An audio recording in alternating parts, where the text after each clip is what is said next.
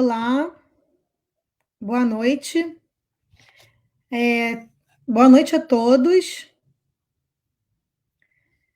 A gente está aqui hoje para discutir o papel dos sindicatos, dos profissionais da educação, frente às mudanças na educação. Estamos aqui com o Vanderlei Quedo, que foi durante um tempo dirigente do Simpro, Rio, e com o Carlos Martins, que é militante de base do Simpro. Eu queria fazer algumas considerações, né, iniciais, e depois de passar a fala para os camaradas que estão conosco aqui na live. Nós estamos vivendo um momento atípico, né, um momento de quarentena por conta da pandemia do Covid-19 e que impôs diversas mudanças para a vida de todo mundo, especialmente para o setor de educação, tanto público quanto privado. E a mudança mais marcante que a gente encontra nesse momento, que a gente pode observar, é a adoção do ensino remoto, em ampla escala, em todos os níveis, né, de ensino, na educação básica até a educação superior, né? E na educação básica em específico, a gente tem tido relatos de professores sobre aumento de jornada, né, a mudança, né, do ambiente de trabalho, que a escola mudou-se para dentro da sua casa, então você tem que conciliar a vida, né, da família com o trabalho no mesmo ambiente, e muitos problemas decorrem dessa imposição, né, que foi algo que foi utilizado como uma medida emergencial, e como a gente não consegue vislumbrar, né, um fim dessa quarentena, a quarentena se prolonga por conta da pandemia, se prolongando, e os professores se submetendo, sendo submetidos, na verdade, a um ritmo de trabalho muito intenso, muito acelerado, né, com um acúmulo de atividades que não aconteciam com o trabalho presencial, né? A sobrecarga de trabalho nos docentes, tanto de produção de conteúdo, né, monitoramento de diversas redes ao mesmo tempo, porque você tem que dar conta dos alunos pelo Google Classroom, ou pelo celular, pelo WhatsApp, ou por uma determinada plataforma que a escola adote. Ainda tem a questão dos professores trabalharem em diversas escolas que adotam plataformas diferentes, então tudo isso acaba sobrecarregando os trabalhadores docentes. Eu queria que o Vanderlei fizesse uma fala inicial, né, sobre essa nova realidade, né, que assim, não é algo tão novo, era um projeto que já vinha sendo implementado, em especial na educação superior, e que com a pandemia encontra um terreno fértil para ser introduzida na educação básica. Passar para o Vanderlei a palavra, por favor, aí, camarada.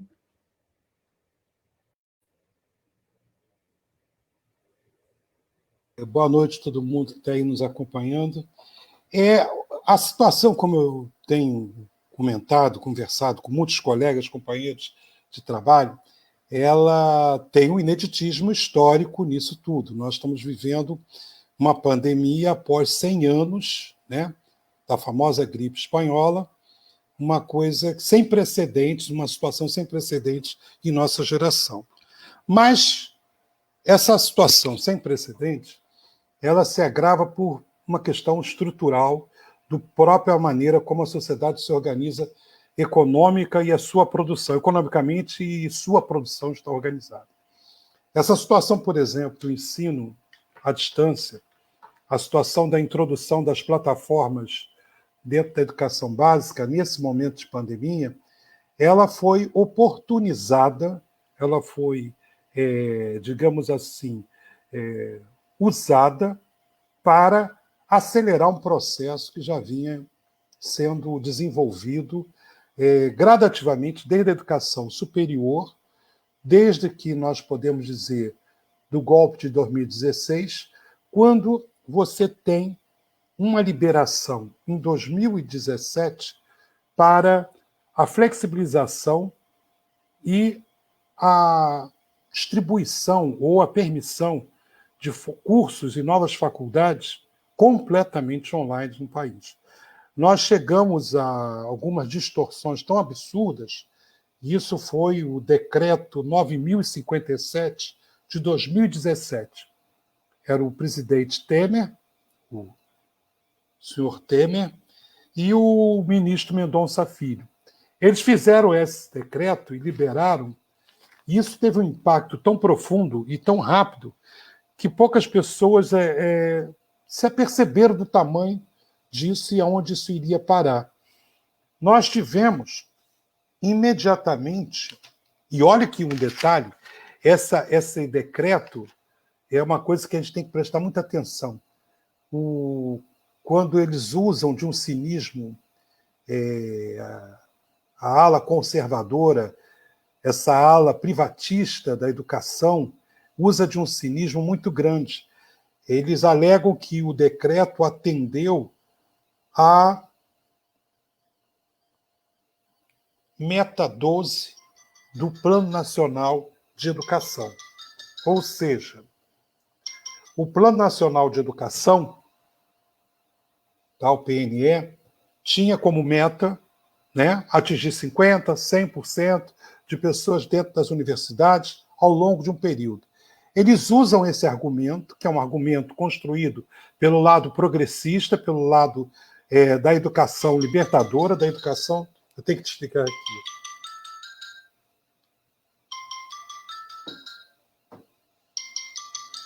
Oh, meu Deus, eu não consigo.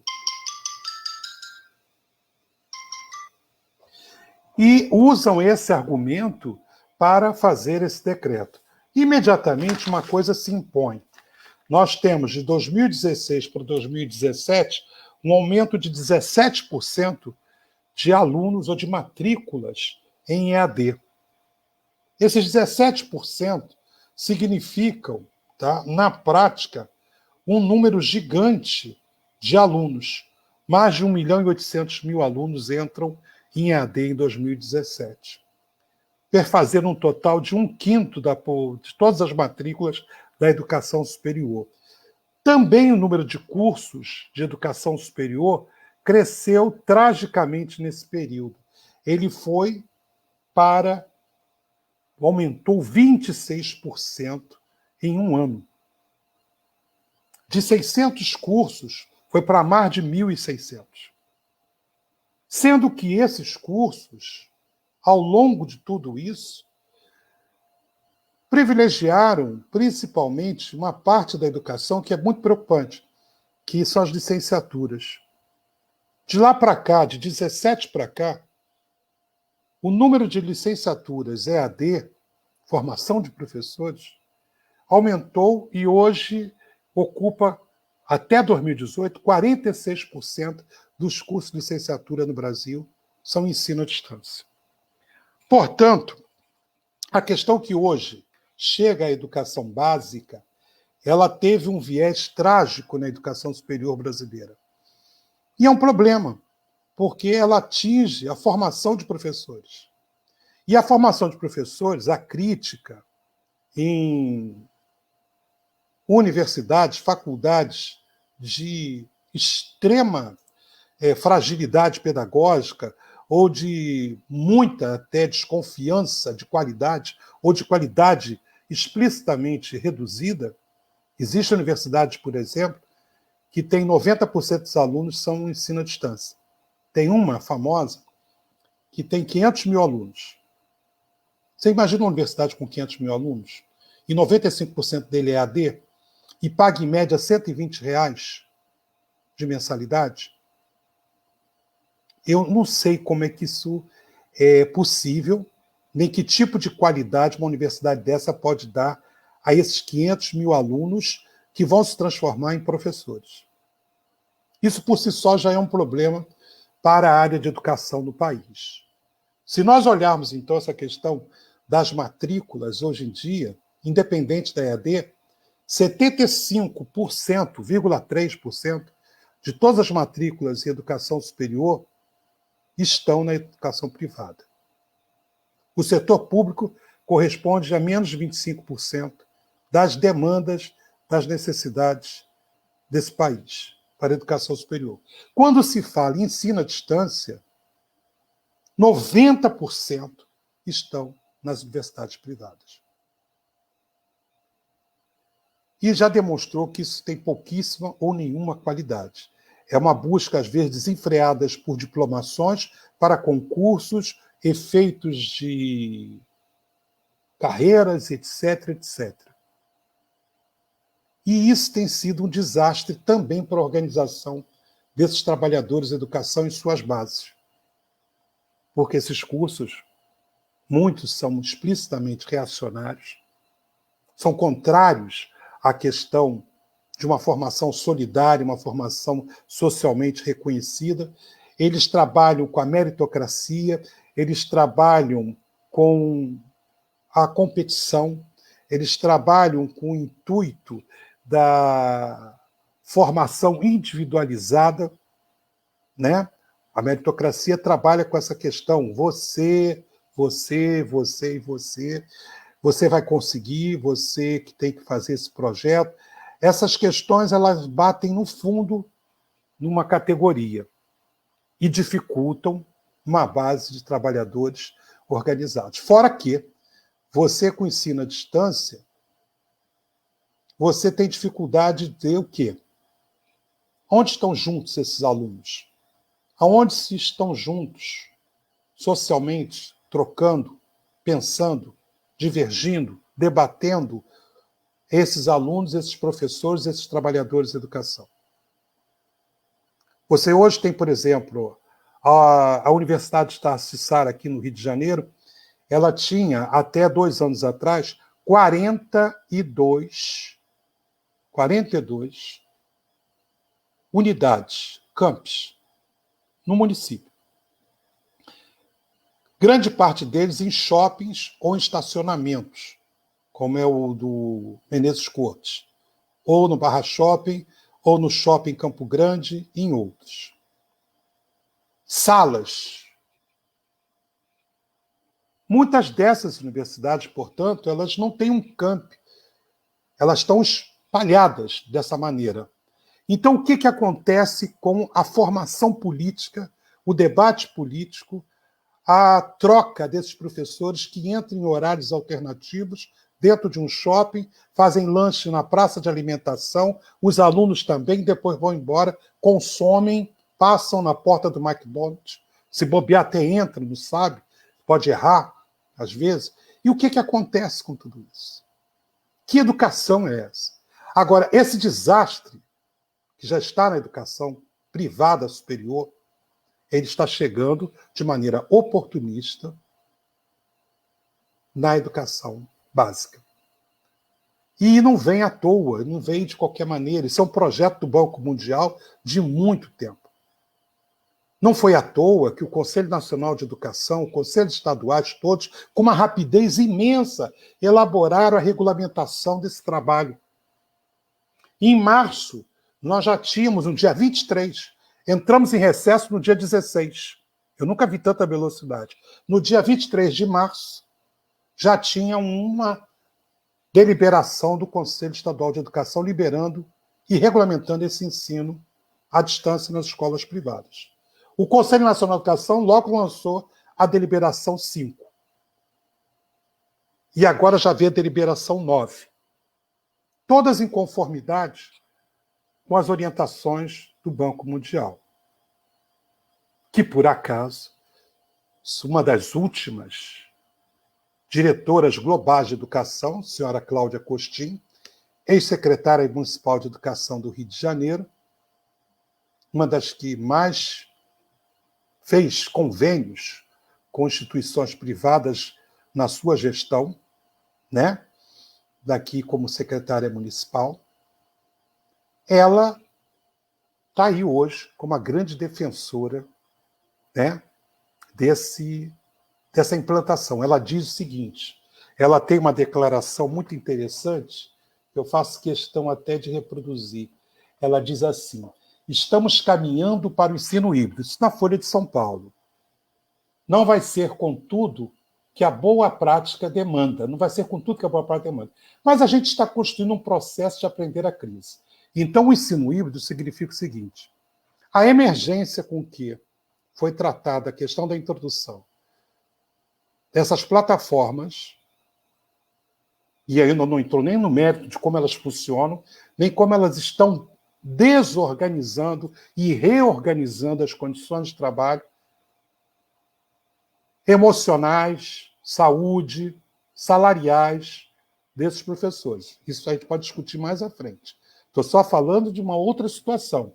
Ela já está colocando o seguinte: independente da pandemia e o pós-pandemia, deveremos permanecer agora com uma nova situação, que é o ensino híbrido. Se possível agora, como teve agora, por exemplo, o posicionamento absurdo do Sindicato dos Patrões do município do Rio de Janeiro, ao qual eu repudio com todas as forças essas propagandas, esse mote que o Sindicato dos Patrões, Sinep Rio, colocou no ar e já retirou. Porque até mesmo suas filiadas ficaram chocadas com o descompromisso que esse sindicato tem com a vida das crianças, dos professores, dos trabalhadores e educação privada no Rio de Janeiro. Negacionismo, anticientificismo, atraso.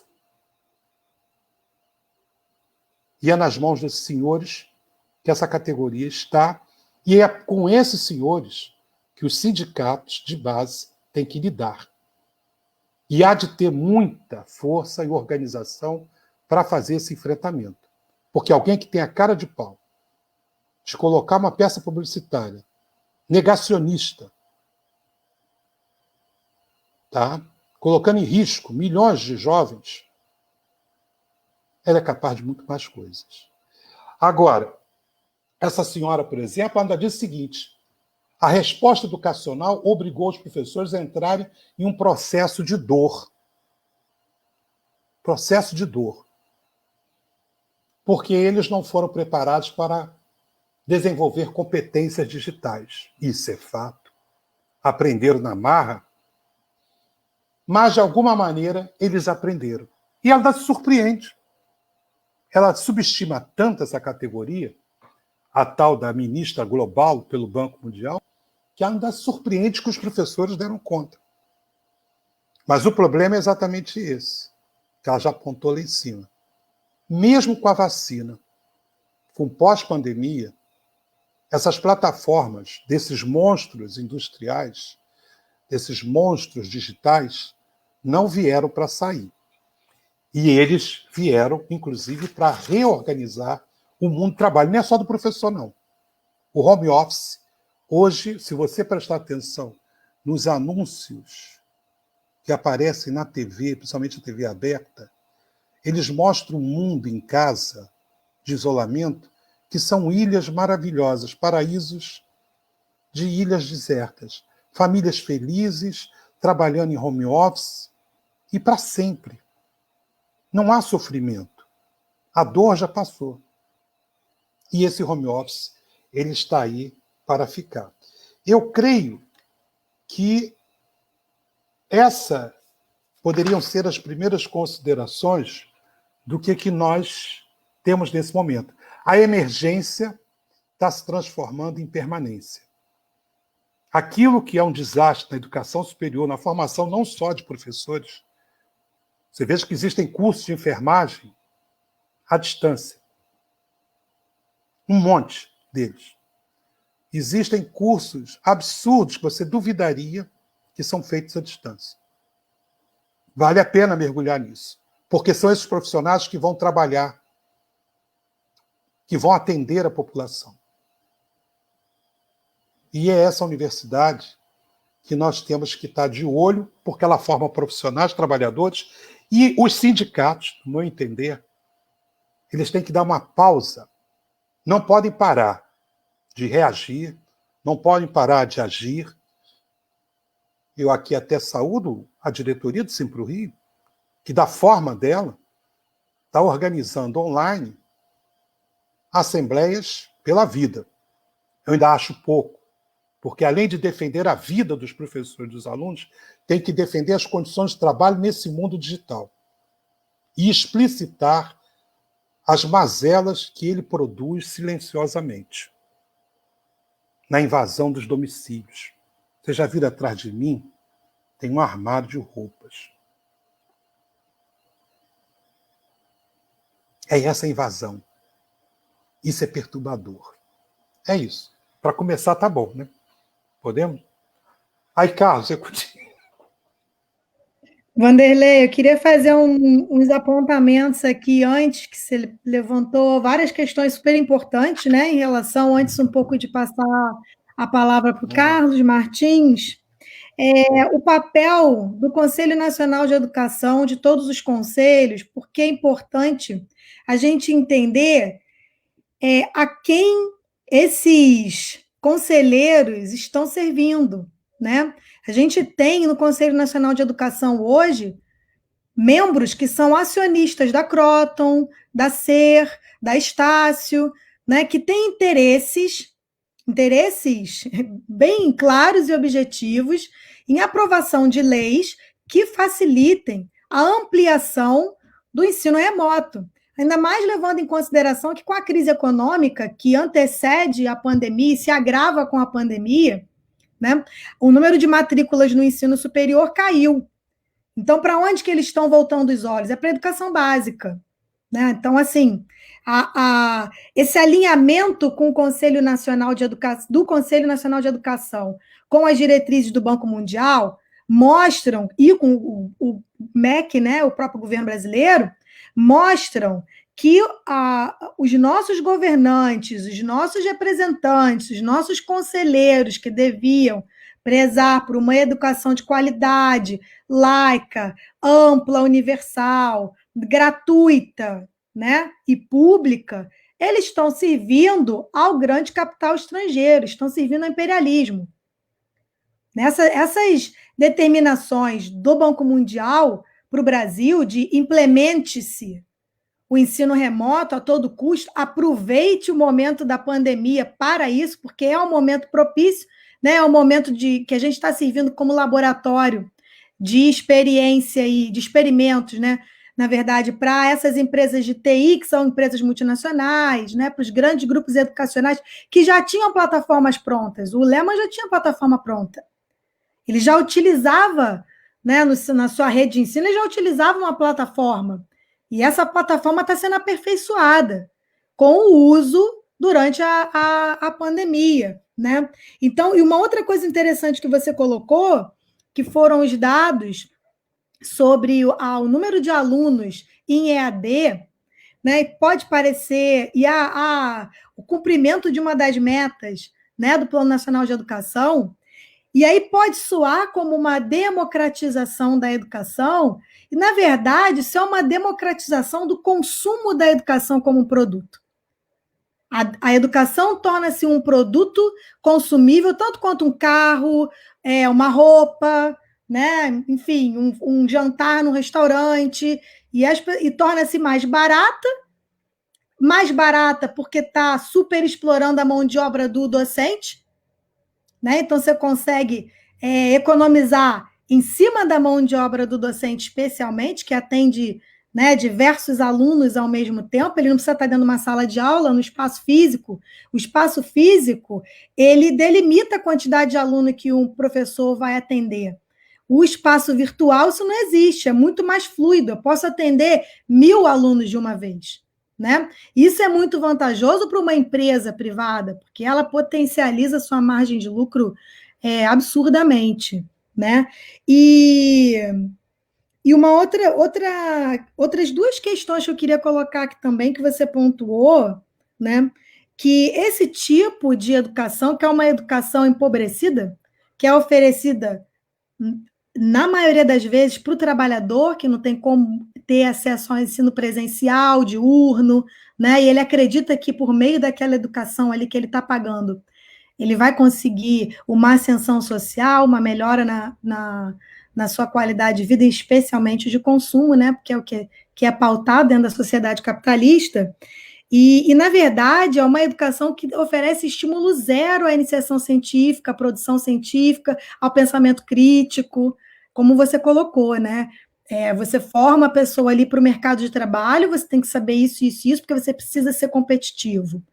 Mas você também não dá para aquele aluno um suporte, um arcabouço teórico suficiente para que ele compita.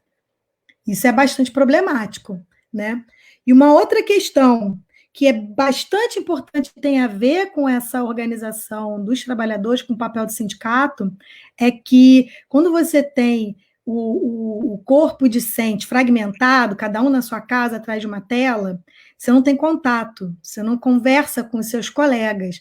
Isso dificulta muito a própria organização dos estudantes, né, e para as suas reivindicações, assim como dos docentes, porque se eu trabalho isolado dentro da minha casa, eu não estou em contato com o meu colega, eu não estou naquele espaço ali do intervalo do refeitório, do cafezinho, que eu estou trocando uma ideia para falar justamente sobre as condições de trabalho. Isso eles conseguem minar, inclusive, aliás, dificultar a organização tanto dos docentes quanto dos estudantes. Isso é uma perda muito grande para a gente enquanto povo, né? Enquanto trabalhador, né?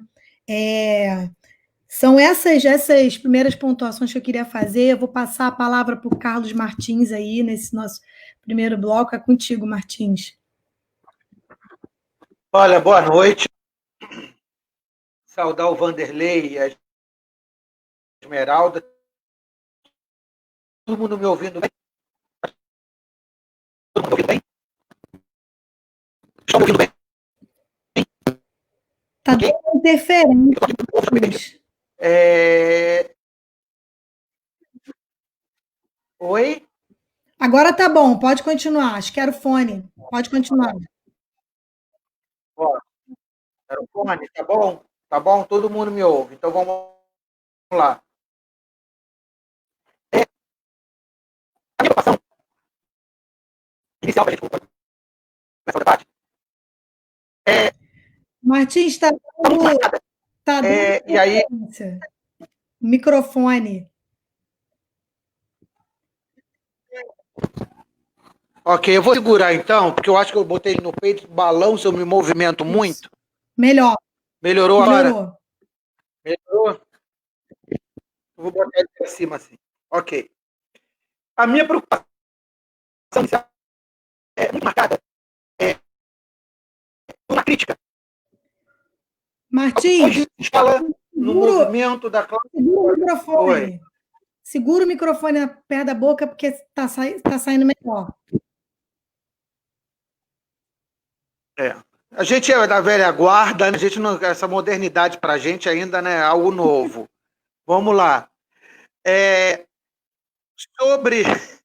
Sobre esse papel que os sindicatos estão exercendo hoje e a criticidade que nós temos que estar fazendo sobre isso. Eu estou muito preocupado e me retorno aqui então uma obra do Lenin, eu já tinha comentado ontem. Martins, fazer do Lenin, eu acho que é uma obra precisa. Acho que você vai ter que ficar com ele parado. Oi. Acho que você vai ter que ficar com ele parado. Tá. Eu não sei se é o laptop, que esse laptop é o meu. Então, mas vamos lá. E muito preocupado. Vai me sinalizando aí, tá? Ok? Nessa crítica. E por onde começar a essa crítica? Eu acho que eu estou num momento decisivo para a esquerda brasileira. Eu acho que eu estou num momento em que Jair Bolsonaro faz uma guerra de posição. Martins. Não é pequena a sua guerra. Tá muito ruim a conexão. Ele tá parecendo que está acelerando a sua fala, a sua voz.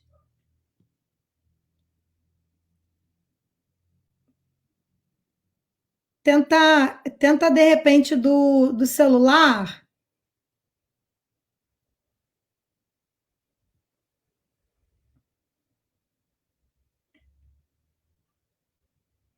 Vamos aguardar um pouco, ver se o Martins consegue resolver o problema da conexão, né?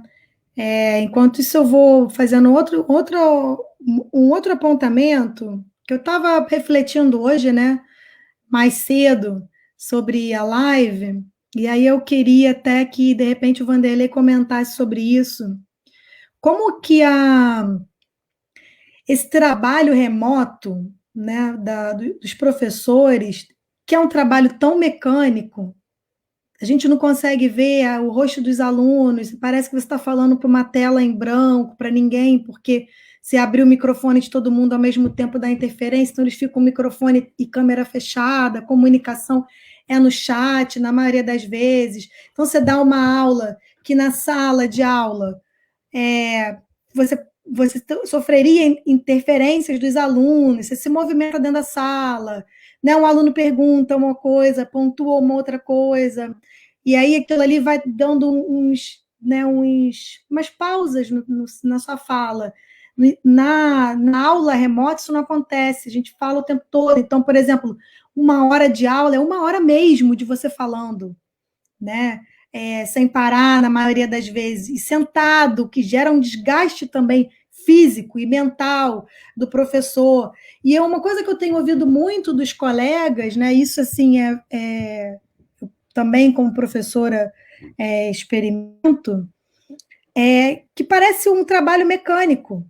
Não parece que a gente está ali produzindo alguma coisa. Isso gera uma frustração, né, no professor, porque ele não está conseguindo cumprir, de fato, aquilo que ele tem como objetivo, que é não passar o conteúdo, mas ter essa troca com o aluno, que ela não acontece, e parece que a gente está ali só para cumprir o serviço, para justificar o salário, sabe? Então, além de um cansaço físico, de um cansaço mental, né, a gente experimenta também uma frustração por não conseguir dar conta do trabalho que a gente escolheu, né?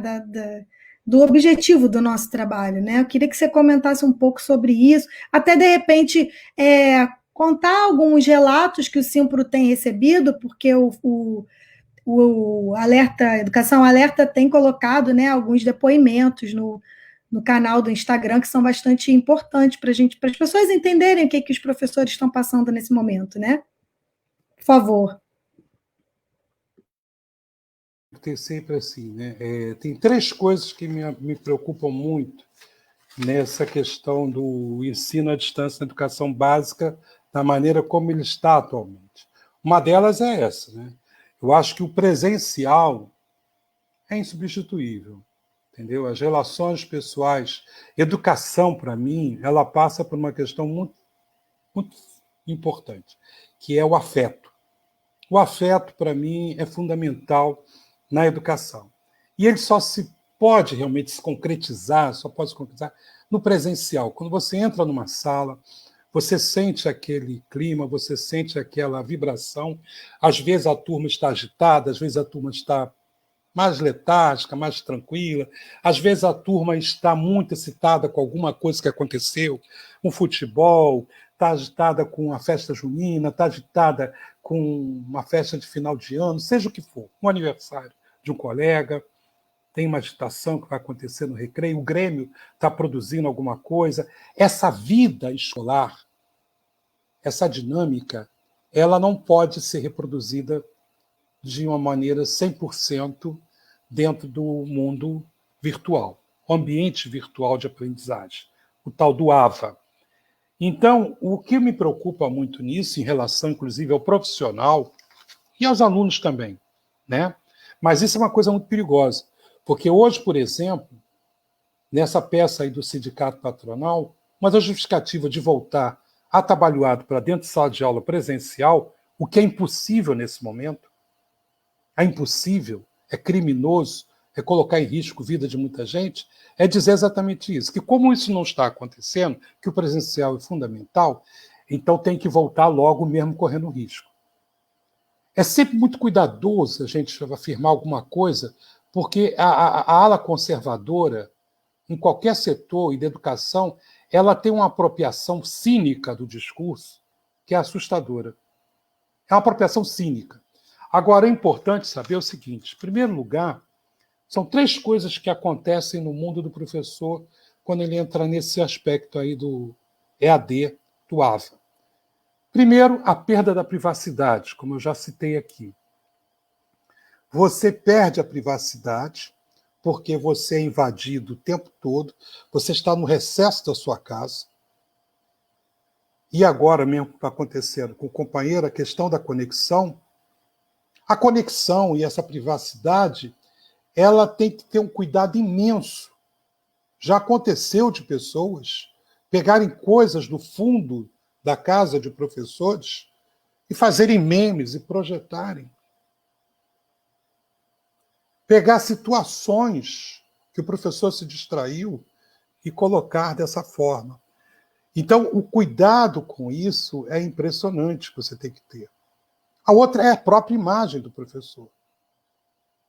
O direito de imagem não foi discutido, nenhum sindicato ainda está discutindo. Se orienta que deve ser assinado, tem uma orientação, é assinar um acordo, uma cessão temporária de imagem.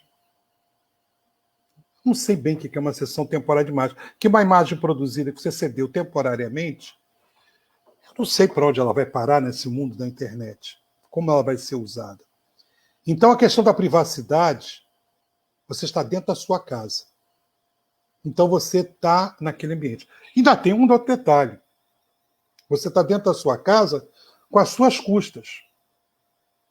A eletricidade é você que está pagando. A internet é você que está pagando. Você tem que comprar as coisas, porque a maioria dos professores teve que se virar. Não tinha equipamento de home office.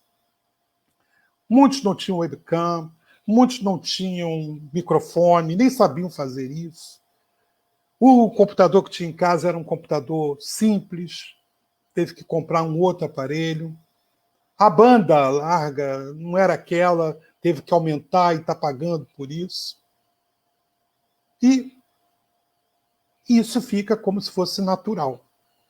Está sendo naturalizado como faz parte do pacote. A outra questão é a disponibilidade permanente. A pessoa está super exposta e permanentemente disponível. Ela é acionada pelo WhatsApp, ela é acionada pelo Instagram, ela é acionada pelo Messenger, ela é acionada pelo e-mail. Ela está 24 horas recebendo coisas, dependendo, é claro, da instituição. Você vai ter aí no universo, no município do Rio de Janeiro, de 2.000 escolas privadas, umas 100 ou 100 e pouco, talvez 100, que tem um respeito ainda por isso. Do privado, da exposição, dos mecanismos. A maioria não tem, não. A maioria não tem, não. Abusa. Essa hiperexposição, ela demanda doenças, demanda problemas sérios de saúde. E a terceira questão é a identidade, que é um outro capítulo que dá um grande tema. A identidade perdida. A massificação dos conteúdos. A pasteurização através dos instrumentos, das ferramentas que as plataformas oferecem. Soluções para essa aula, videoconferência, essa aula, né, ao vivo, que deveria ser a presencial, para não se tornar chata, porque o professor ainda é chamado de chato. Então, isso tudo, perda da privacidade, a disponibilidade permanente e a perda da identidade pedagógica, que envolve, inclusive, os direitos autorais. A privacidade envolve os direitos de imagem. A identidade pedagógica, os direitos autorais de tudo que você produziu e que é guardado num drive, que é de apropriação da empresa e que o professor perde a autoria daquilo e não recebe pelas reproduções que poderão acontecer. Tem um caso escandaloso na Uninove, em São Paulo, ao dispensar mais de 100 professores, os substituiu por robôs, usando o material recolhido deles durante os 2 últimos anos online. E pasme, muitos alunos não perceberam. Então, isso, para mim, são 3 coisas que o sindicato, junto com a categoria, tem que refletir. Não é natural você perder sua privacidade, não ter direito de imagem. Não é natural você perder os seus direitos autorais, a sua identidade pedagógica. E não é natural você estar disponível 24 horas. Nós lutamos tanto pelas 8 horas de trabalho, pela jornada de 8 horas, lutamos tanto pela semana inglesa, pelas férias. Eu mesmo participei de uma luta intensa, as férias em janeiro. Parece uma coisa absurda, né? Mas isso é de 2012. Até 2012, a nossa categoria não tinha uma férias regulada comum para todos, público e privado, em janeiro. Até 2012. Então, são mais questões de fundo, como eu falei, e nós não entramos aí também, podemos entrar mais à frente, na questão econômica. Detalhar a questão econômica de perdas e exploração, que você citou aí. E hoje você pode ter 90 alunos em sala e o cara ganhar só uma aula. Carlos, aí, né? Martins, tudo certo? Senhor Biquedo, muito bem, obrigado, parabéns. Acho que agora foi. Tá todo mundo me ouvindo bem? Sim. Estamos. Ótimo. Então, show de bola. Sigamos. Deixa eu só mudar a posição, que eu estou com o celular na mão, tela na outra e folhas na outra. Eu volto a uma questão que eu queria abordar inicialmente. Nós precisamos retomar uma tradição da esquerda.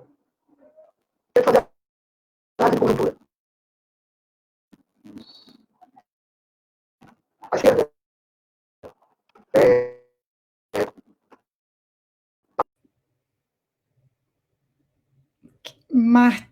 Deu problema novamente. Vai, Martins. Está me ouvindo, pelo menos? Muito melhor agora. A imagem é ótimo. Áudio. Então, vamos lá. Eu acho que nós temos que retomar a tradição de esquerda da gente fazer uma análise de conjuntura. Nós estamos falando de pandemia.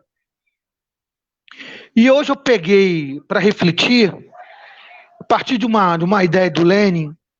Ele deu uma frase que eu acho lapidar, chamada "Os fatos são teimosos".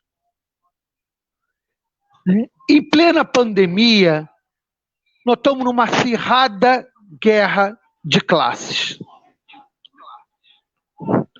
É preciso, então, retomar a ideia para a gente debater sindicato.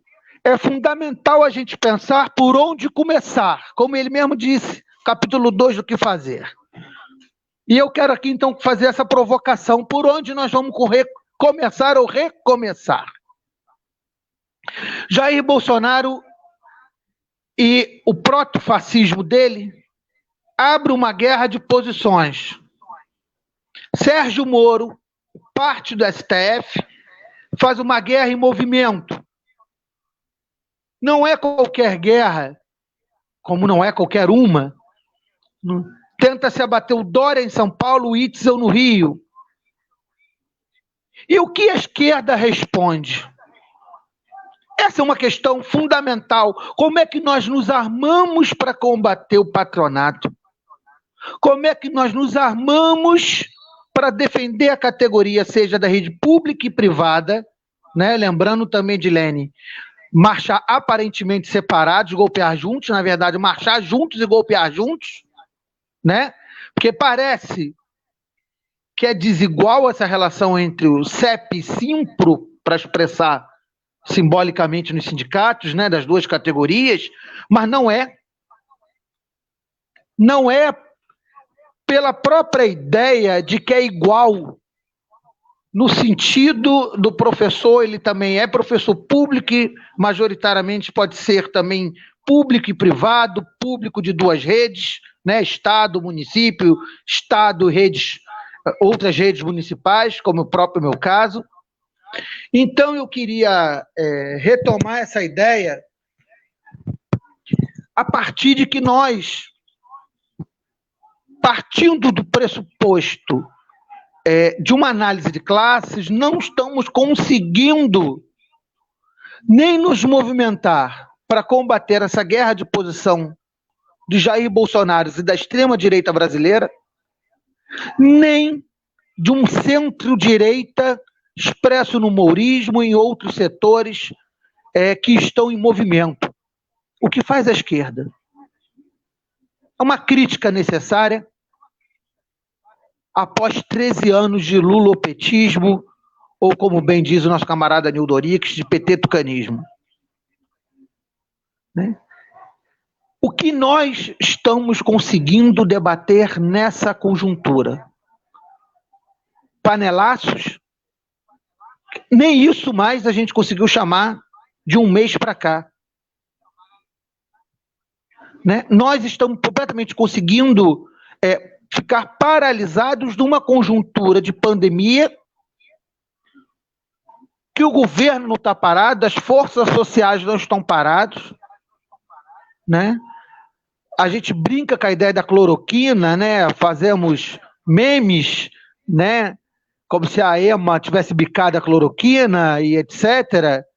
Mas nós sabemos que nós não estamos conseguindo dar uma resposta que unifique não só os trabalhadores da educação, mas trabalhadores brasileiros nesse enfrentamento à banalização da morte, a essa prática de destruição do SUS e não só da saúde, mas evidentemente para nós que somos da educação, sentimos esse processo de hiperexploração, o aumento da taxa de exploração, né, esse trabalho EAD que o Quedo bem colocou, acho que uma fala precisa sobre o que significa isso, e que vão se utilizar mesmo quando as aulas voltarem. O Google Classroom vai ser chipado na alma do professor, né, para poder obrigar eles agora a postar trabalhos online, não mais mandar para casa, né, Quedo? Como a gente falava, a página 427, né, a página 318, né, olha a imagem tal, vamos aqui analisar a imagem tal, né, vamos, né, porque o livro, teoricamente, fazer uma brincadeira, foi o primeiro EAD, né, mas evidentemente que a gente sabe que a gente está aqui num debate com as diferenças entre o livro que a gente está colocando hoje como EAD, características diferentes, né, análises diferentes, mas eu não duvido que o Google Classroom seja adaptado à vida do professor, além do trabalho presencial quando acabar a pandemia, ele será incorporado como uma forma de explorar e controlar e vigiar os professores. Né? Também vira um instrumento de controle social da categoria. Está online, não está online, já postou no mural, né? Esse controle também foi ampliado. Isso é uma questão importante. O que eu vejo, tanto do parte do Simpro quanto do CEP, eu não gosto desse conceito de forma solta, mas nós estamos passando por um momento de crise de direção. A minha sensação, depois de uma assembleia de 600 colegas, né, o que o sindicato evidentemente consegue implementar para chamar ao debate, manter essa unidade. Era o momento da gente fazer uma live semanal do sindicato, chamar grandes personalidades, ex-presidentes como Quedo para falar, né? Superar e ampliar o debate na base da categoria. Não. Próxima assembleia, dia 1º. O que o sindicato fez para armar ideologicamente, politicamente a categoria? Né? Essa é uma questão importante para a gente pensar. Né? Por que não chamou aí grandes figuras importantes do debate? Saviani, que é um cara que está sempre predisposto, a Demerval Saviani, né? Outras figuras nacionais o Roberto Ler, que foi reitor da UFRJ, foi presidente do Andes, né? Outras figuras para a gente potencializar grandes lives do sindicato e organizar, pós-pandemia, grandes manifestações que unificassem a luta da educação. Para que a gente indicasse uma greve geral da educação, pública e privada, como forma de resistir. Nós não vamos resistir, evidentemente, se não fizermos um contra-ataque a essa ação que o capital tem feito. Né? O Amoedo foi explicitamente falar em cadeia nacional pelos seus veículos de comunicação, pelo Novo, pelo seu partido, em entrevistas, dizendo, não, a MP, deixa eu... essa MP da educação, dos salários, a MP... 936. MP 936, né? Ele falou, não, ela podia continuar. Né? Então, você percebe bem que nós estamos. Né? Uma categoria, por exemplo, que não só está amedrontada pela possibilidade da vida, a pandemia coloca a vida como centro, né? O medo de perder a vida, a luta pela vida, mas tem uma outra luta que começa a apontar dentro da categoria. Por mais que algumas grandes escolas, o Quedo onde tocava nisso no nosso diálogo, complementando os outros 50%, mas nós sabemos, Quedo, que parte significativa da categoria particular, do ensino privado de janeiro, recebia pelo famoso por fora. Né? Uma parcela da categoria recebia o famoso por fora, aquele envelopinho com dinheiro, não é isso? O extra, o plus, o diferencial. Eu não aguento escutar tantos apelidos para uma sujeira desse tipo, né? Foram cortados. Eu tenho um relato de colegas da categoria, das escolas que eu trabalho, que foram cortados. O que o patrão fez? Se aproveitou? Não estamos recebendo o aluno, vamos cortar o por fora. Vamos diminuir o por fora para 50%. E o que o sindicato efetivamente consegue fazer de análise? Então, nós temos que refazer uma leitura de conjuntura. Muito me assusta quando a gente faz o debate na educação,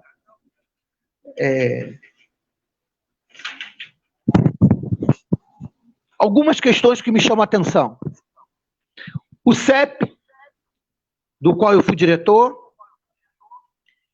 suspende a conferência desse ano antes da pandemia. Mas as burocracias também sindicais se aproveitaram da pandemia. E a nossa luta também é contra essa burocracia sindical que está. O português tem que ser expresso na frente. Nós não somos politicamente iguais a eles. Nós não somos politicamente iguais ao lulismo e ao petismo, porque é importante fazer uma análise da situação concreta no sentido de que Bolsonaro também é filho da incapacidade do PT expressar uma verdadeira política de transformação social nesse país.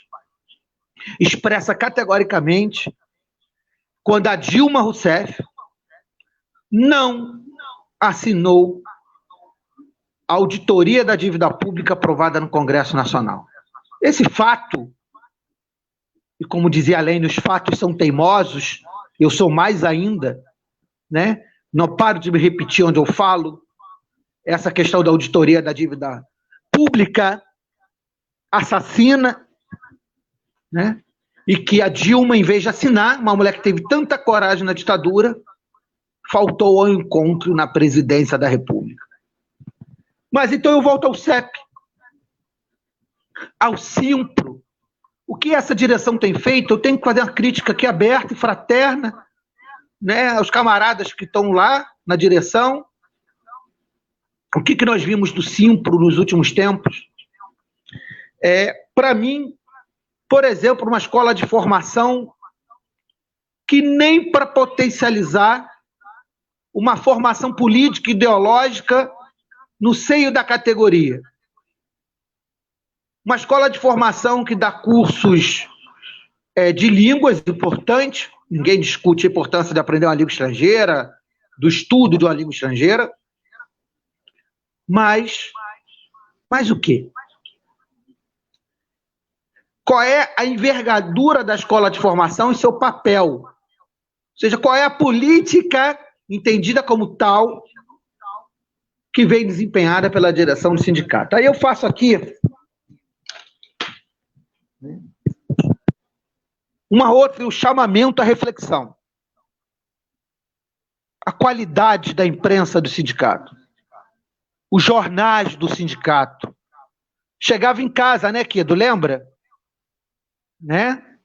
Os jornais chegavam em casa, você lembra bem? Lembra bem, eu lembro bem da sua gestão. Chegava em casa. Né? Qual é a periodicidade hoje?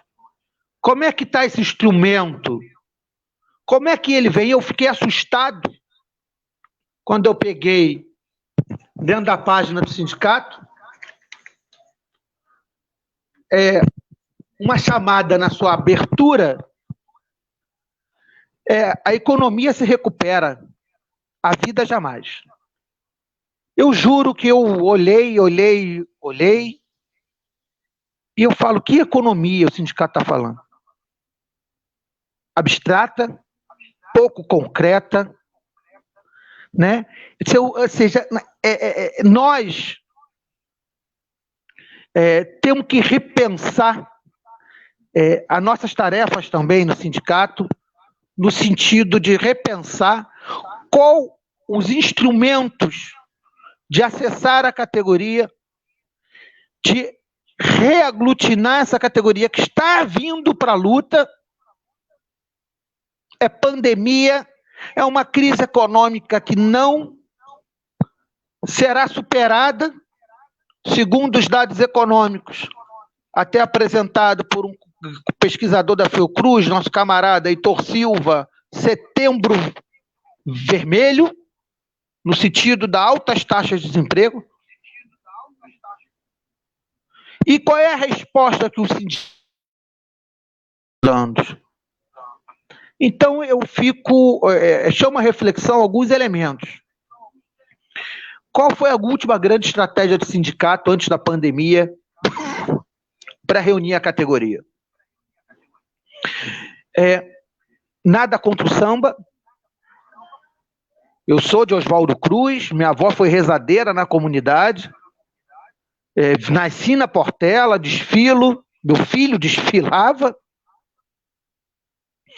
Foi fazer um samba sexta-feira em frente à sede do sindicato na Praça dos Professores.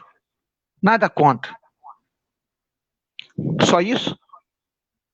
Ou seja, nós não vamos sair para um enfrentamento em outra qualidade se nós não, evidentemente, chamarmos a luta, organizarmos essa luta e aproveitarmos todos esses momentos, como o dia 1º, na Assembleia, para que consigamos fazer o enfrentamento, essa política, tanto do governo federal, estadual, municipal, mas também essa burocracia sindical. Então, eu faço aqui só uma introdução, me desculpe aí as quedas de sinal e etc., mas infelizmente faz parte do show, né? Para a gente refletir. Eu acho que nós estamos começando um trabalho conjunto, Educação Alerta, né? Os camaradas de Educação Alerta, os camaradas da Revolução Brasileira, todos nós, né?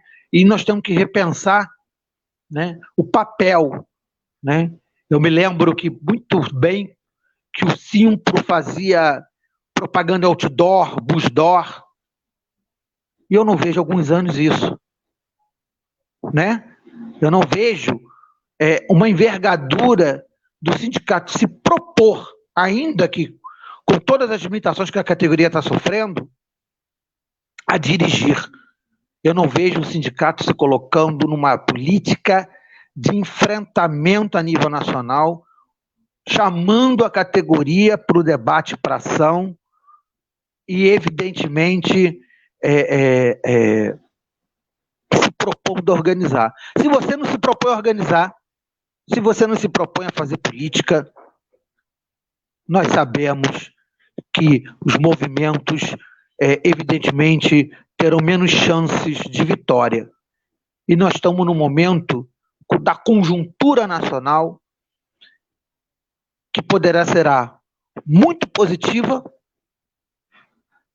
para a reaglutinação dos movimentos sociais e das lutas sociais, né? Ou desastrosa no sentido de fechamento de espaços. Nós não temos bola de cristal, mas nós, enquanto comunistas, temos obrigação de, evidentemente, todas as nossas forças, todas as nossas energias na ação política consequente na guerra de classes. Queria, por último, saudar, acabei de receber uma mensagem aqui da companheira Angélica Lovato de São Paulo sobre a continuidade da greve dos metroviários em São Paulo, né? Greve dos metroviários começou, né? E fazer a saudação aos companheiros metroviários e companheiros de São Paulo aqui nos ouvindo, né? Porque eu acho que essa é a luz, né? Essa luz, não essa luz iluminista, né? Mas a luz da ação que nós temos que propor também na educação, tá certo? Mobilizar, lutar e, quem sabe, construir uma grande greve geral da educação. Obrigado, Esmeralda, obrigado, Quedo, obrigado a todos.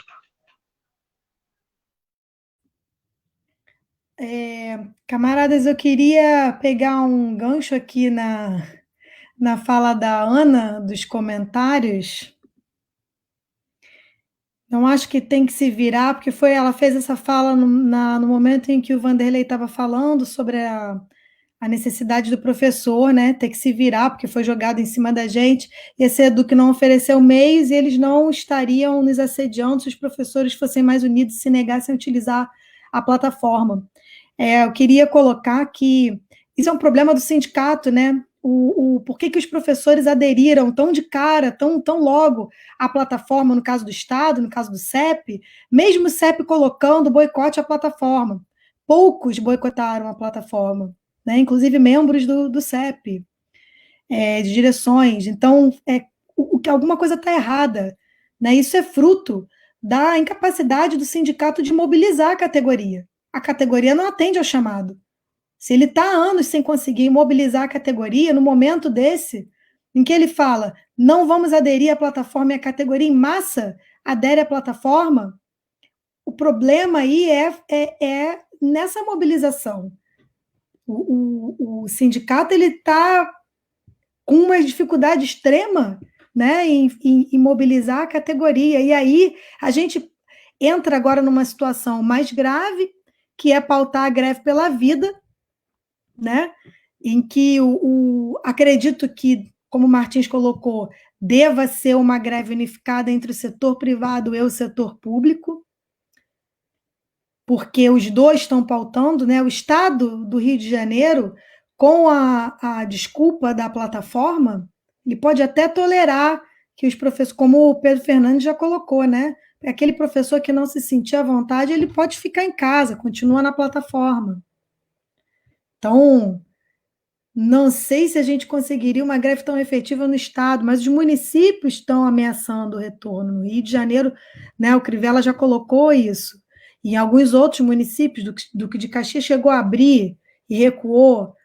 E isso acontece em função da pressão do setor privado para reabrir.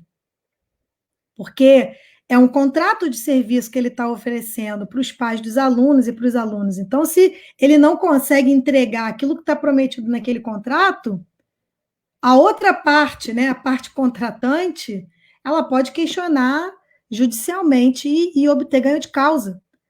Então, as empresas da educação sabem muito bem disso e pressionam os governos para a abertura das escolas. E aí a gente tem a necessidade dos sindicatos se unirem nesse momento e atuarem na greve pela vida, né? Porque uma outra coisa que o Martins colocou também é que nós, professores, nós não somos exclusivamente do setor privado ou do setor público, né? O nosso salário ele é tão reduzido que nos obriga a ter milhões de matrículas e milhões de escolas privadas, cursinhos, né? E a nossa carga horária semanal chega a ser 50, às vezes 60 horas por semana, ou até mais, dependendo do professor, né? Então, não existe essa separação clara entre o setor privado e o setor público. Nós somos funcionários dos dois. Na maioria das vezes, a categoria se divide entre os dois setores. Então, há essa necessidade de pautar a greve conjunta. Agora, como que o sindicato, que deixou a categoria durante tanto tempo de lado, como o Martins colocou, não oferecendo formação política, isso é uma coisa muito grave, né? No interior, que é onde eu estou na cidade de Miguel Pereira, né? Sou dirigente licenciada do CEP aqui em Miguel Pereira, isso torna mais difícil ainda. A gente conseguir fazer essa formação política, né? Ter um contato direto, mais constante com a categoria, para na hora que precisa de uma mobilização, a gente conseguir ter força. Isso aí é algo essencial que a gente está perdendo, e quando a gente está perdendo, quer dizer, o CEP inicialmente pautou, não vamos aderir à plataforma. Como a categoria aderiu em massa, o sindicato teve que mudar de posição, a estratégia é outra agora. Tá bom, vamos aderir, mas vamos, então, utilizar a plataforma, né, de maneira crítica, não avaliar os alunos e tudo mais, o que também não está dando muito certo, sabe? Então, assim, não consegue responder às demandas da categoria. Isso é uma crítica que tem que ser feita para a gente conseguir mudar esse cenário, reverter essa situação, porque, né, é a luta dos trabalhadores que tá sendo colocada em jogo. Eu queria passar a palavra para o Vanderlei comentar sobre esse ponto, se possível, depois o Martins um pouco, né, e pedir para o pessoal que está nos assistindo, se quiserem colocar alguma pergunta para a gente, né, a gente está passando um pouco aí do tempo, mas, se possível, se alguém tiver alguma pergunta, né, para os convidados, para a gente que está aqui, a gente coloca para responder. Vai lá, Vanderlei, é contigo. Eu acho que nós temos que ter uma clareza em algumas situações, clarear um pouco a situação. A greve pela vida, isso que está na pauta da Assembleia, por exemplo, 5, agora sábado, né? É a greve contra as aulas presenciais. O sindicato, nenhum deles ainda pautou a questão que eu levantei aqui no início, vocês continuaram desenvolvendo isso, do trabalho online. Então, são duas coisas diferentes. Existe a greve pela vida, que é emergencial, não dá para voltar dentro de uma escola que, por exemplo, na rede pública, eu sei disso, tem umas 100 escolas aqui no município que não têm condições de banheiro, uso de banheiro. Tem umas 40 escolas que não têm água. Falar que o protocolo que o prefeito colocou vai funcionar, isso não é correto. Isso é criminoso até pelos fatos, né?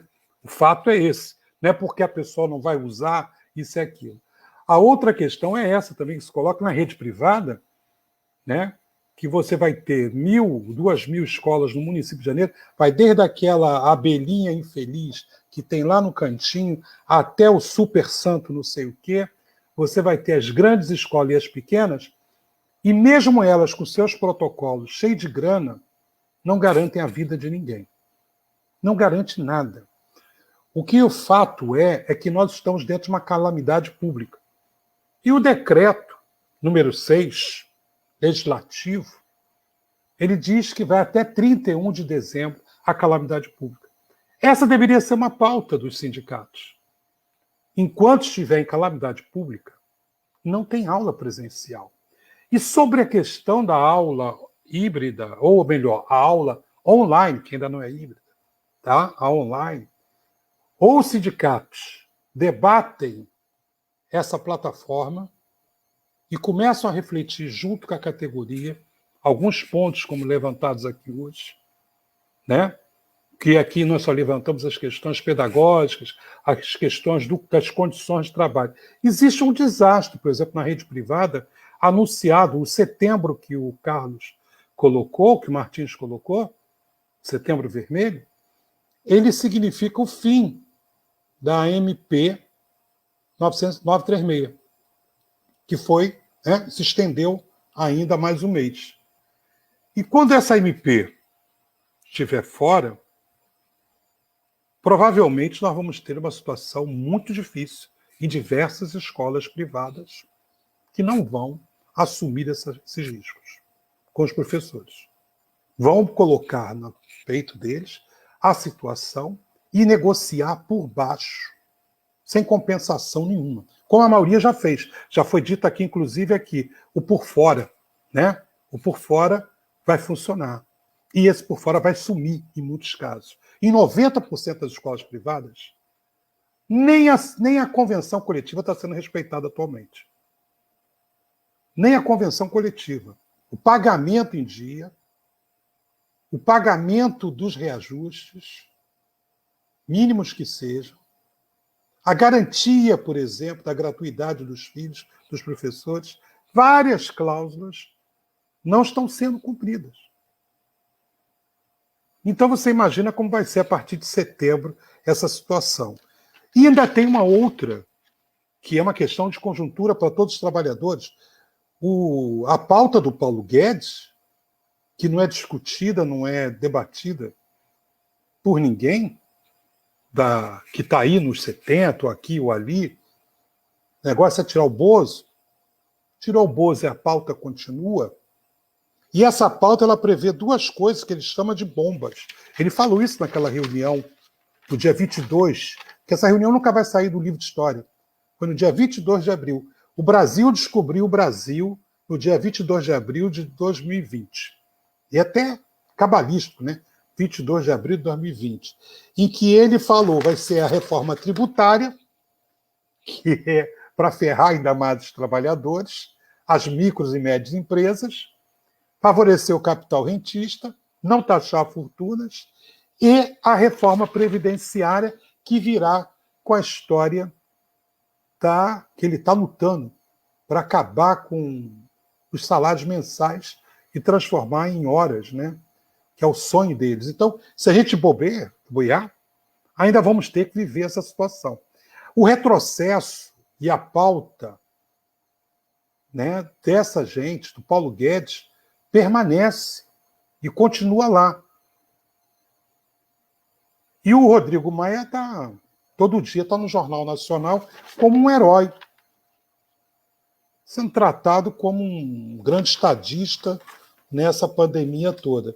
Então, fora a categoria, todos os trabalhadores, corremos muitos riscos. As pessoas podem pensar, já estamos no fundo do poço. Não, ainda tem mais coisa para se perder. Nós podemos chegar à barbárie trabalhista, à barbárie previdenciária. Podemos chegar. E talvez essa convulsão social advinda dessa barbárie seja a intenção final desse grupo que aboletou, né, se apropriou do poder no país e que não está afim de sair tão cedo assim, não. Existem 1000 situações nessa questão. O papel dos sindicatos é muito maior do que só lutar, e é fundamental lutar pela vida, é fundamental. Isso aí é ponto comum para todo mundo. Mas a questão desse ensino, como se coloca, e a entrada dessas plataformas, de certa forma, ela substitui o escola sem partido. Não é mais necessário. Você veja que, a partir do momento que essas plataformas entraram, a luta pelo escola sem partido, pelo lado conservador, reacionário, acabou. E o Supremo imediatamente jogou para o alto o escola sem partido. Porque se você entra na plataforma, como Classroom, qualquer outra, o 365, etc., você que bota ali, você é vigiado. O professor ele não dá aulas sem ser vigiado, tudo é gravado, tudo é guardado. Ele falou atravessado, ele usou a palavra errada para essas pessoas. Está ali. E o perfil dele, os dados dele, qualquer pesquisa, qualquer situação, até testado médico dele, qualquer troço que ele colocar dentro do sistema, vai virar o quê? Vai virar algoritmos. O controle sobre o trabalhador e sobre a educação é o grande perigo dessa plataforma. É o grande perigo. E ela exige que os trabalhadores entendam quem é esse monstro, como ele está aí, o que se faz para se livrar desse monstro pós-pandemia. Porque já existem cenários pós-pandemia que estão sendo desenhados para nós e sem nós, e sem nos perguntar. E os sindicatos, os partidos, o movimento social, ele, hoje eu acho que a maioria está numa discussão quase bizantina sobre as eleições municipais. Eu não vejo como reverter a tragédia que se anuncia nessas eleições municipais. Eu não sei, sem mobilização popular, sem essas instituições conscientes da importância, eu não sei o que vai acontecer. Não sei. E os trabalhadores não tendo consciência, né, por exemplo, de fazer uma paralisação na plataforma, todo mundo entrar um determinado dia e escrever um palavrão na plataforma, não trabalho hoje, e desliga, é uma greve. É um movimento de paralisação online, de rebeldia. Esses instrumentos podem ser pensados. Eu acho que tem até um movimento interessante, que eu ainda não analisei por completo, mas que eu acompanho com muito interesse, que é dos precarizados, o precariado, o pessoal Uber, na Europa, por exemplo, já existem cooperativas no Reino Unido que estão derrubando o iFood de lá, derrubando todos os aplicativos de lá, que são essas questões. Mas, de qualquer maneira, eu quero pensar mais um pouco sobre isso, porque eu sempre tenho um pé atrás com movimentos que não gostam de sindicatos nem de partidos, em que os trabalhadores se reúnem só pela questão da emergência econômica, só isso, sem essa formação política e ideológica, que sustente realmente essa luta, que a luta é muito mais profunda do que só botar um prato de comida na mesa. É que tipo de prato você bota e se você tem até mesa para colocar esse prato. Você tem um teto sobre sua cabeça. Isso eu acho muito interessante, que a gente tem que discutir.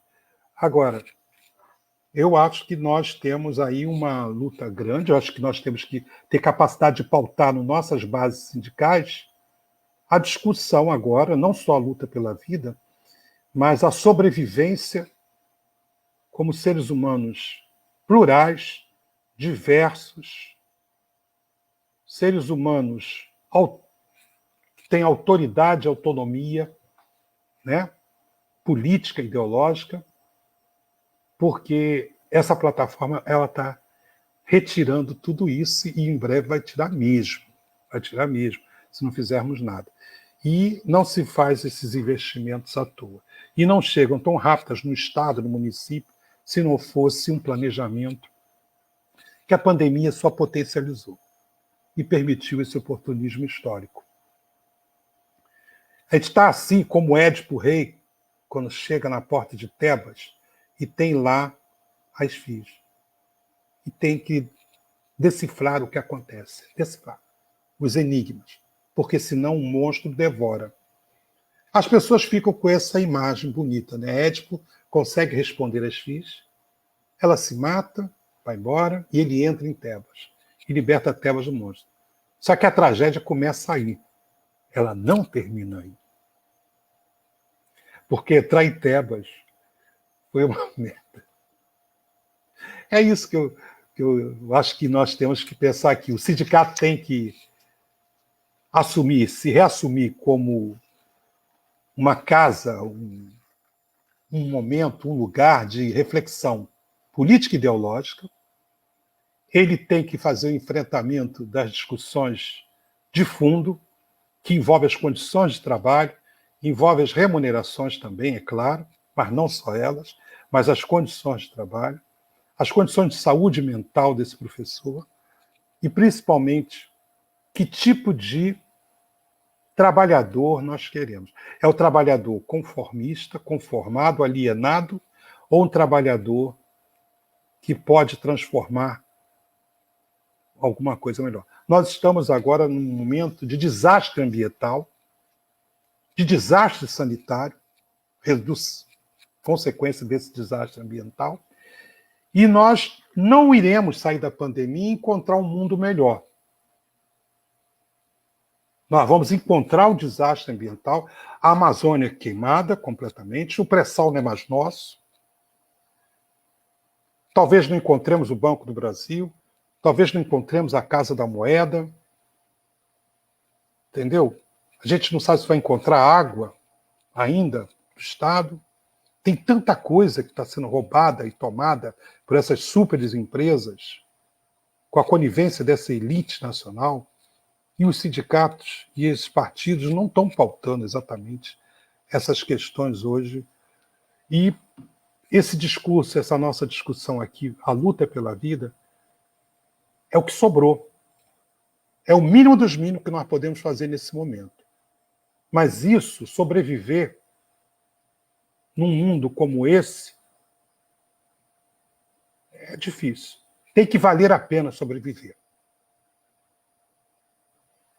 Então, eu acho que nós temos que ter um sindicato que a gente tem que ter coragem de falar para ele. Não basta lutar pela vida. Essa plataforma, que o senhor pensa disso? O que o senhor pensa da questão ambiental? O que o senhor pensa da questão dos direitos do trabalhador que não foram discutidos, foram retirados na marra? O que fazer com os desempregados? Eles não participam do sindicato? Nenhum. Nós teremos 20% da população desempregada a partir de setembro. De 12 vai para 20, no mínimo. E o que faz com os desempregados? Aí eles se tornam Uber. E aí eles têm que inventar a roda novamente. Criar novamente associações de mutuários, que é o que eles estão fazendo. Porque as centrais dos sindicatos, a maioria não estão dando um olhar, não estão cuidando desse trabalhador, que saiu do mercado.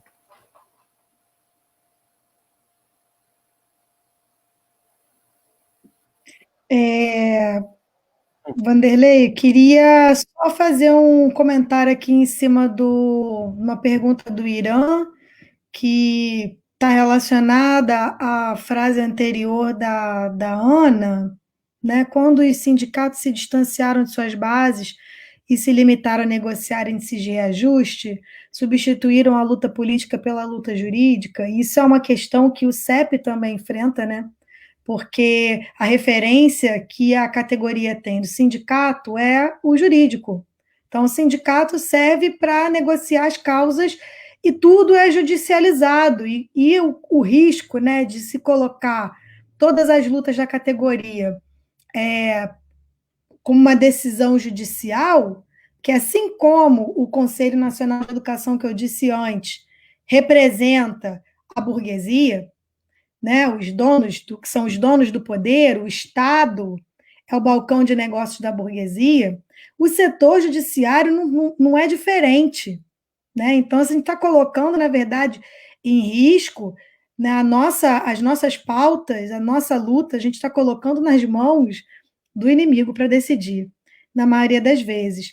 E isso é uma falha dos sindicatos, né? Eu acredito que a resposta para a pergunta do Irã seja sim, né? Que a gente precisa, daí a importância de fazer a formação política da categoria, de estar próxima à categoria, de estar no dia a dia da categoria, né? A gente atuando em escolas, pode fazer isso dentro dos nossos espaços de trabalho, por mais difíceis e que sejam, né, de atuação, mas há essa necessidade de que o sindicato deixe de ser visto como um grande escritório de advocacia e passe a ser visto como um espaço onde os trabalhadores se encontram, se juntam para lutarem juntos.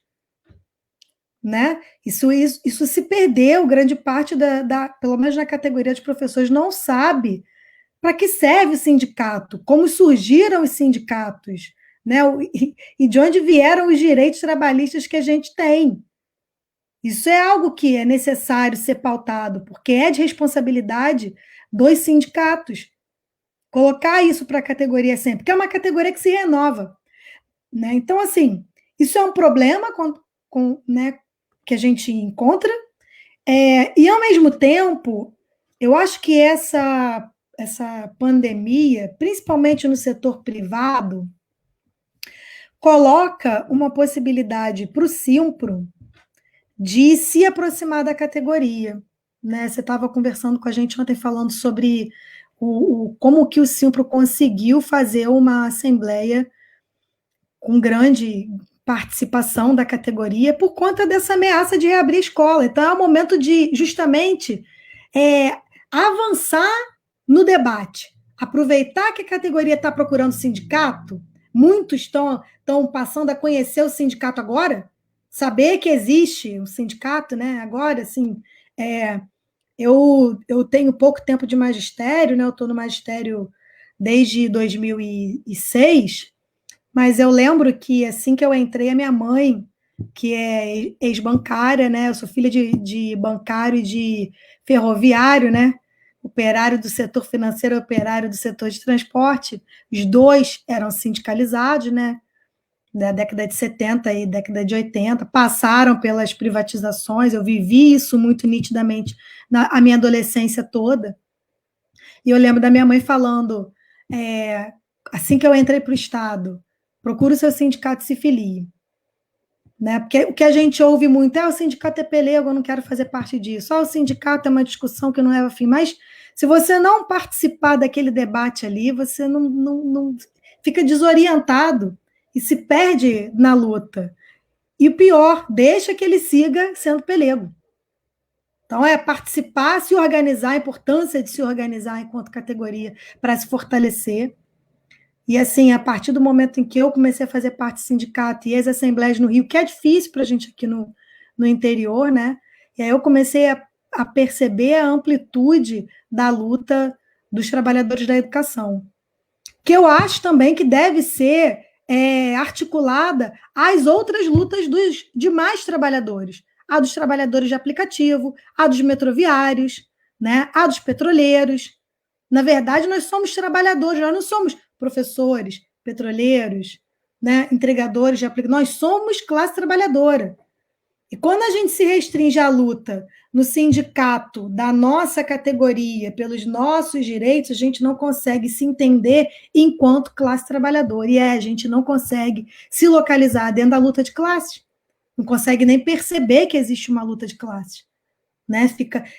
Além do papel jurídico do sindicato, né, limitador da categoria, esse papel do sindicato de única e exclusivamente lutar pelas questões daquela categoria e não se aliar às demais lutas, fazer greves conjuntas, né? Se somos trabalhadores e a situação dos demais trabalhadores afeta a nossa vida também, é parte da nossa realidade. A gente tem filho, a gente tem pai, tem mãe, tem marido, tem esposa, tem namorado, que são trabalhadores também. Então, há uma necessidade de uma radicalização dos sindicatos, de uma retomada das bases, de uma radicalização do sindicato. Eu queria pedir para os camaradas, se quiserem responder alguma pergunta ali que foi colocada, ou a Martins quer falar, porque a gente já está caminhando para o fim, né? O prazo estava estipulado para 1h30, mas eu vou dar a fala para o Martins aqui. Queria alguns comentários rápidos Pegando a fala do Vanderlei, falou do Paulo Guedes, Vanderlei, né? Eu acho que algo acontecerá, óbvio, né? Nós temos que acreditar. Primeiro, nós temos uma análise dialética da realidade, né? A realidade é movimento, ok? Nós não vamos chegar ao final de setembro, chegando a 20 milhões de desempregados, né? Sem mobilizações, movimentos que surgem daí. Nós vamos ter que saber, né? Nós temos que acreditar, né? Para a gente sobreviver, que você falou da sobrevivência, nós temos que ser, antes de mais nada, otimista. Nós temos obrigação de ser um otimista, né? Ai de nós se o otimismo deixasse de ser nosso farol do coração, que é o otimismo despencasse de dentro de nós. Então, o Paulo Guedes está me dando todo o otimismo do mundo. Contraditoriamente, né? Porque eu não acredito que a burguesia vai implementar a ditadura, um golpe, como foi em 64 agora. Ok? Agora, isso depende da radicalização do movimento de massas. Agora, Lenin também tem um pensamento que eu acho absolutamente fantástico, né? Há décadas em que nada acontece. E a semana em que décadas acontecem. Nós temos que acreditar que o velho camarada tinha um certo espírito otimista e que essa uma semana pode valer por décadas, né? Então, eu acho que não temos que ter essa fé. Acho que dia 1º nós temos uma tarefa. Eu, você, Irã, Esmeralda e outros camaradas, né? Uma grande tarefa. A tarefa, na minha cabeça, de levantar o movimento. Um dia de paralisação, inclusive, da plataforma. Tá certo? Suspensão da plataforma por um dia. É uma grande proposta. Um dia, né, de suspensão da plataforma. Hoje não há aulas online. Hoje é repouso super, hiper remunerado pelo ócio produtivo. Né? Então, hoje, nós estamos em casa, vamos abrir uma cerveja online, vamos brindar o cansaço, como dizia Candeia, vamos brindar o cansaço, que todo mundo tem direito do seu dia de rei. Outra questão, que eu acho que foi muito interessante, eu acho que nós temos que fortalecer esse combate no dia 1º. Tá certo? Combate. Né? Há um medo da categoria pela vida, há uma pressão, né, sobre os salários. A Ana Arena colocou aqui muito no chat o Por Fora Antigo, lembrou do Impacto. Eu trabalhei no falecido Impacto, onde eu comecei praticamente a dar aula, né, na década de 90, né, lá em Jacarepaguá, já nos últimos anos, mas eu precisava ganhar experiência, enfim, abriram a porta. Evidentemente que a gente entrou e fomos trabalhar, e esse Por Fora vai, evidentemente, ser suspenso. É o que o Vanderlei falou, que eu levantei na minha primeira fala, o Vanderlei colocou, e vão achatar os salários, é isso. E quando acabar a pandemia, esse Por Fora não vai voltar, e não vai voltar integralmente. Então vai reduzir o salário. Nós estamos reduzindo o salário, aumentando a exploração e o medo da vida. Ora, e o que o sindicato faz? Dias e dias, depois de uma assembleia de 600, tem uma live, pelo menos uma live com Saviani, com Ler, com a Deise Mancebo, que discutia AD na UERJ, foi orientadora de doutorado, pessoa do campo de esquerda, sabe? O que fizeram? Nada. Porque você tem que aglutinar.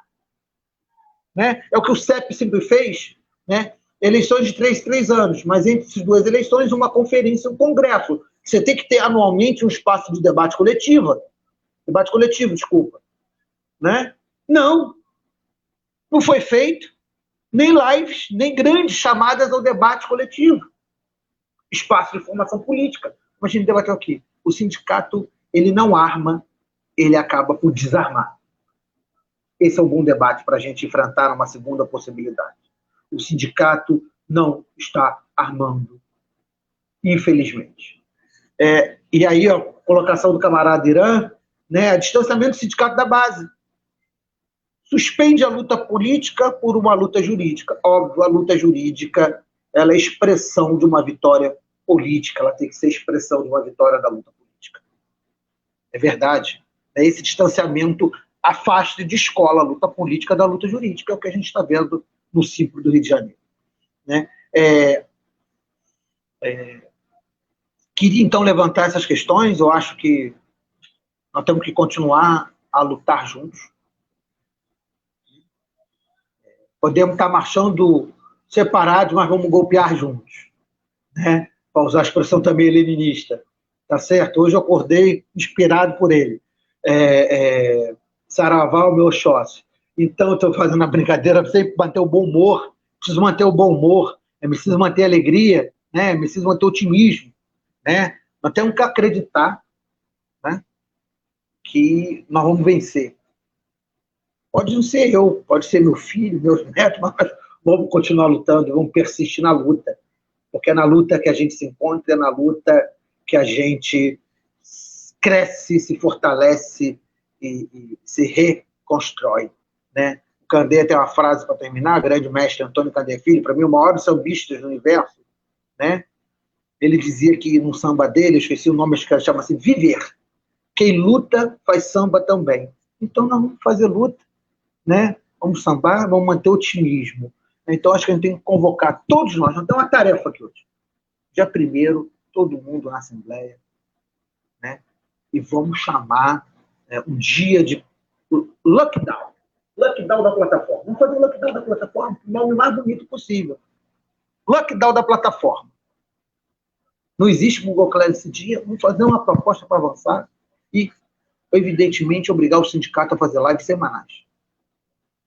Lives semanais. O sindicato tem que ter assembleia semanal para aglutinar a base e debater ideias. Pelo menos, terça-feira é dia de assembleia. E quintas e sextas, lives temáticas com professores das universidades, ex-dirigentes do sindicato e etc. O sindicato tem que usar já esse espaço para unificar, porque setembro será difícil, mas outubro também poderá ser um mês de germinar, né, a esperança. Né? Então, estamos juntos, vamos juntos, sigamos na luta, vamos juntos. Acho que é isso, acho que nós temos que ser otimistas, sempre. Camaradas, eu queria agradecer a presença do Vanderlei, do Carlos Martins e do pessoal que está assistindo a gente já está ultrapassando um pouco aqui o limite do tempo.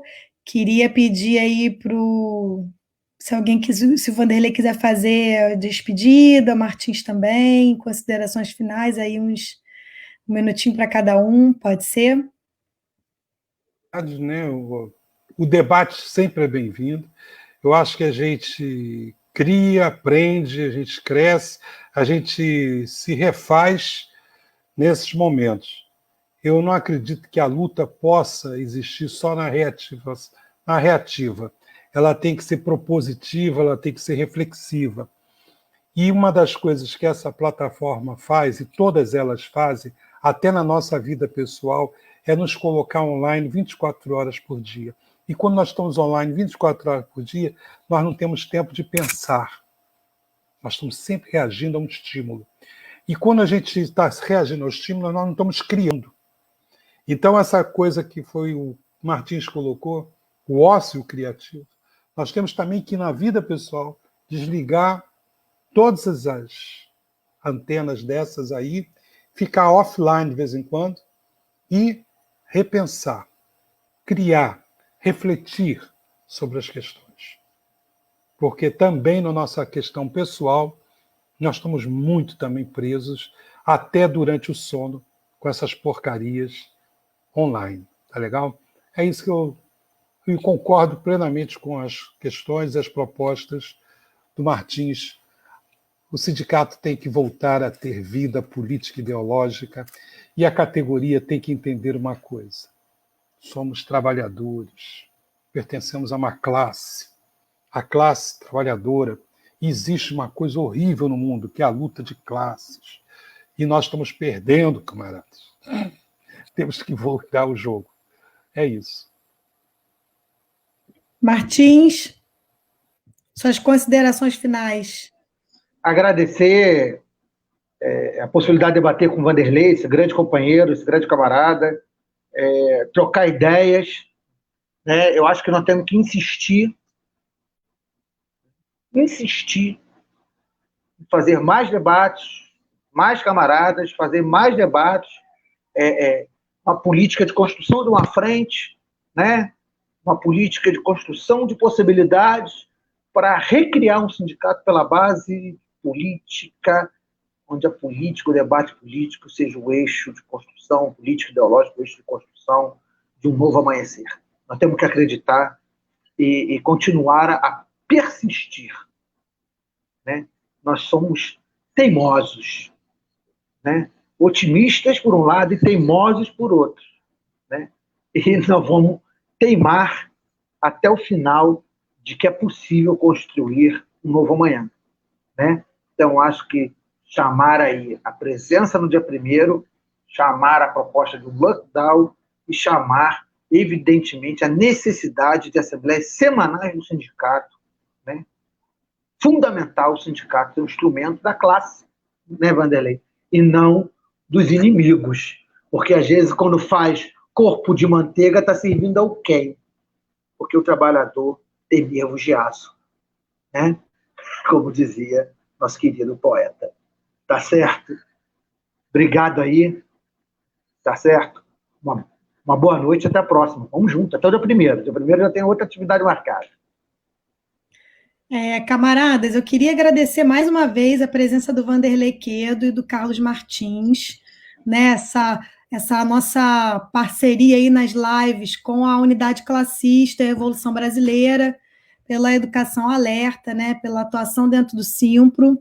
Essa é a segunda live de uma série que a gente está fazendo, né? A primeira foi sobre a educação remota e os impactos da educação remota no trabalho docente, e nós teremos mais outras pela frente para aprofundar o debate, que é super necessário, né? E tentar a mobilização da categoria nessas lives também. Muito importante é que vocês pontuarem a necessidade de participar da Assembleia do dia 1º. Eu queria reforçar isso também, né? Os trabalhadores têm que se organizar, porque a burguesia age bastante unida e sabe muito bem atingir seus objetivos. A gente precisa se organizar para a gente conseguir reverter esse quadro na luta de classes. É isso, camaradas. Então, agradeço a presença de todo mundo que nos assistiu, nos comentários, né? E que estejam presentes nas próximas lives também. É isso. Até mais, camaradas.